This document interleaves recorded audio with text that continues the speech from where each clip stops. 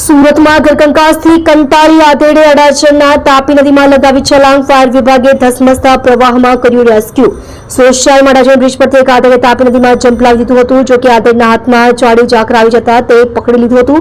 બીજી તરફ બનાવની જાણ થતાં ફાયર વિભાગની ટીમ ઘટનાસ્થળે પહોંચી હતી અને તાપી નદીમાંથી આધેડનું રેસ્ક્યુ કર્યું હતું। આધેડને તાપી નદીમાંથી બહાર કાઢીને 108ની મદદથી સારવાર અર્થે હોસ્પિટલ ખસેડવામાં આવ્યા હતા। મળતી માહિતી મુજબ સુરત જિલ્લામાં મેઘમહેર અને ઉકાઈ ડેમમાંથી પાણી છોડવામાં આવતા હાલમાં સુરત શહેરમાં તાપી નદી બે કાંઠે વહી રહી છે। દરમિયાન ગતરોજ બપોરના સમયે એક 55 વર્ષીય આધેડે અડાજણ ચંદ્રશેખર આઝાદ બ્રિજ જિલ્લાની બ્રિજ પરથી તાપી નદીમાં જંપલાવી દીધું હતું।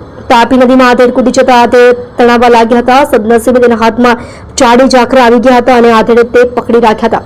આ બનાવની જાણ ફાયર વિભાગે થતા ફાયર વિભાગની ટીમ ઘટનાસ્થળે પહોંચી હતી। ફાયર વિભાગના જવાનો રીંગ બોયા સાથે તાપી નદીમાં ઉતર્યા હતા અને આધેડનું રેસ્ક્યુ કરી તાપી નદીમાંથી બહાર કાઢ્યા હતા અને બાદમાં 108ની મદદથી સારવાર અર્થે સિવિલ હોસ્પિટલ ખસેડવામાં આવ્યા હતા। વધુમાં આધેડની પ્રાથમિક પૂછપરછમાં સામે આવ્યું હતું કે તે જહાંગીરપુરા વિસ્તારમાં રહે છે અને ઘરકંકાસના કારણે આ પગલું ભર્યું હતું।